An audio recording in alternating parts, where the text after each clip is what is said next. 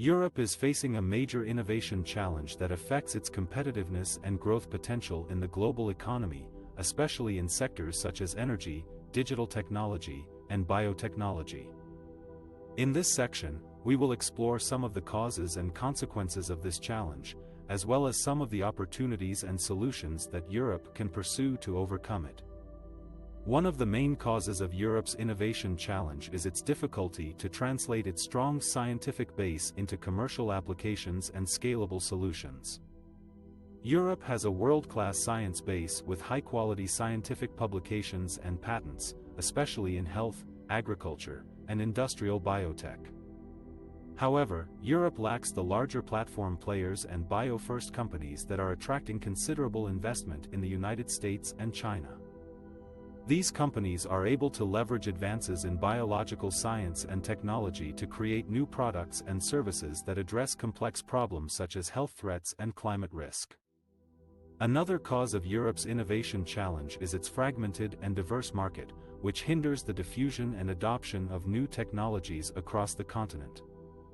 Europe has 27 member states with different regulations, standards, cultures, and preferences that create barriers for innovation.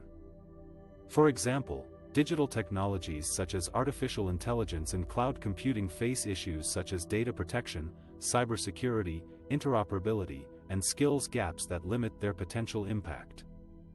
Similarly, energy technologies such as renewable sources and smart grids face challenges such as grid integration, storage capacity, market design, and consumer behavior that affect their deployment. The consequences of Europe's innovation challenge are significant for its economic and social system. Europe risks losing its competitive edge and market share in key sectors that are vital for its future prosperity and sustainability. For instance, Europe's share of global biotech revenues declined from 22% in 2010 to 18% in 2019, while the United States increased its share from 58% to 64%. Moreover, Europe risks missing out on the opportunities to improve the lives of its citizens and address the global challenges of health and climate change. For example, if Europe were to turn its formidable science base into true impact, the average 65-year-old in 2040 could be as healthy as a 55-year-old today. However, Europe also has many opportunities and solutions to overcome its innovation challenge and become a leader in the bio-revolution. The bio-revolution is a movement fueled by the confluence of progress and innovation in biological sciences and technology that has the potential to help the world overcome its biggest challenges. Europe can leverage its strengths in science, diversity, and collaboration to create a demand-led rather than supply-led view of innovation. This means establishing goals for improving citizens' health and mitigating climate risk, and then ensuring that Europe's bio-revolution delivers on those goals. One way to do this is to adopt a mission-led innovation approach that focuses on solving specific problems with measurable outcomes. For example, Europe could set missions such as reducing greenhouse gas emissions by 55% by 2030 or increasing healthy life years by 10% by 2040. These missions would require cross-sectoral collaboration among public and private actors, as well as multidisciplinary integration of biological solutions with digital and physical technologies. Another way to do this is to foster an innovation ecosystem that supports the creation and scaling of bio-based companies and solutions. This would require improving access to finance, talent, data, infrastructure, and markets for innovators and entrepreneurs. For example, Europe could create a European Innovation Council that provides funding and mentoring for high-risk, high-reward projects, or a European Bio-Innovation Hub that connects researchers, startups, corporates, investors, regulators, and users. By addressing its innovation challenge with these solutions, Europe can unleash its potential to become a leader in the bio-revolution and reap the benefits for its economy and society. How cost and financing barriers, knowledge barriers, and market barriers hinder innovation activities and investments in Europe. Innovation is crucial for the transition to a low-carbon economy, but it faces many challenges in Europe. One of these challenges is the high cost and risk of developing and deploying new technologies, especially in the energy sector. Cost and financing barriers can discourage firms from investing in innovation, especially when they face uncertainty about future demand, regulation, and competition. For example, oil prices can have a significant impact on the profitability and viability of green innovation projects, as they affect both the costs of production and the demand for alternative energy sources. As Figure 4 shows, oil prices have fluctuated considerably in the past decade, creating volatility and uncertainty for energy innovators. Another challenge for innovation in Europe is the lack of adequate knowledge and skills. Knowledge barriers can arise from insufficient research and development, R&D, activities, weak collaboration and coordination among actors, and limited diffusion and adoption of new technologies. For example, Europe lags behind other regions in terms of R&D spending and patenting in clean energy technologies. Moreover, there is a need for more cross-sectoral and cross-border cooperation and knowledge sharing among firms, universities, research institutes, and public authorities to foster innovation ecosystems. Furthermore, there is a gap between the availability of new technologies and their uptake by consumers and businesses, which requires more education, awareness, and incentives. A third challenge for innovation in Europe is the presence of market barriers that limit the competitiveness and growth of innovative firms. Market barriers can stem from regulatory uncertainty or inconsistency, lack of market access or integration, unfair competition or subsidies, and insufficient demand or consumer preferences. For example, environmental regulation can have both positive and negative effects on innovation, depending on its design and implementation. On the one hand, it can create a demand pull for green innovation by setting standards or targets, providing incentives or subsidies, or imposing taxes or penalties. On the one hand, it can create a demand pull for green innovation by setting standards or targets, providing incentives or subsidies, or imposing taxes or penalties. On the other hand, it can create a supply push for green innovation by supporting R&D activities, facilitating technology transfer, or reducing barriers to entry.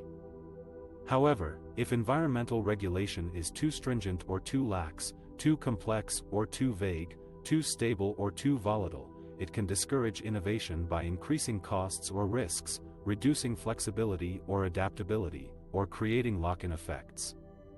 Similarly, market integration can have both positive and negative effects on innovation. On the one hand, it can increase the size and diversity of markets for innovative products and services by removing trade barriers, harmonizing standards, or creating common policies. On the other hand, it can reduce the profitability and attractiveness of innovation by increasing competition or reducing differentiation. Moreover, market barriers can also arise from external factors such as geopolitics or global crises that affect the supply and demand of energy resources. In conclusion, cost and financing barriers, knowledge barriers, and market barriers are three major factors that hinder innovation activities and investments in Europe. These barriers affect both the supply and demand sides of innovation in the energy sector. They also interact with each other and with external factors such as oil prices or environmental policy.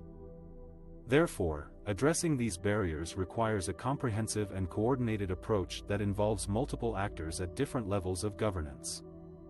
Europe is facing a double challenge of reviving its innovation potential and reducing its dependence on fossil fuels, especially oil and gas. The continent's energy crisis has exposed its vulnerability to external shocks and price fluctuations, as well as its lagging behind in emerging technologies such as artificial intelligence, quantum computing, and biotechnology. How can Europe overcome these barriers and regain its competitive edge in the global market?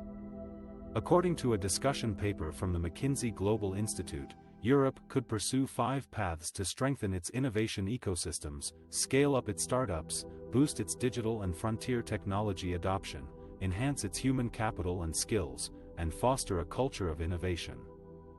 The first path is to strengthen its innovation ecosystems by creating more favorable conditions for research and development, collaboration, and entrepreneurship. This could include increasing public and private investment in R&D, improving the regulatory framework and intellectual property protection, enhancing access to finance and markets, and supporting cross-border and cross-sector partnerships. The second path is to scale up its startups by helping them grow from small ventures to large corporations that can compete globally. This could include providing more support for scaling up, such as mentoring, coaching, networking, and funding, facilitating the creation of European innovation hubs and clusters, and encouraging more mergers and acquisitions and initial public offerings. The third path is to boost its digital and frontier technology adoption by accelerating the diffusion and deployment of these technologies across sectors and regions. This could include increasing digital literacy and skills among workers and consumers, promoting the development and use of common standards, platforms, and infrastructures, and addressing the ethical and social implications of these technologies. The fourth path is to enhance its human capital and skills by investing in education, training, and lifelong learning. This could include improving the quality and relevance of education systems, fostering STEM, science, technology, engineering, and mathematics, skills and digital competencies, supporting reskilling and upskilling of workers, and attracting and retaining talent from within and outside Europe. The fifth path is to foster a culture of innovation by stimulating creativity, risk-taking, experimentation, and learning from failure. This could include celebrating success stories and role models, encouraging diversity and inclusion, creating incentives and rewards for innovation, and fostering a dialogue between innovators, policymakers, regulators, and society. By pursuing these 5 paths, Europe could revive its innovation potential and create new opportunities for growth, competitiveness, sustainability, and social cohesion. It could also reduce its reliance on oil imports by transitioning to a low-carbon economy based on renewable energy sources. This would not only benefit Europe's environment but also its geopolitical position in the world.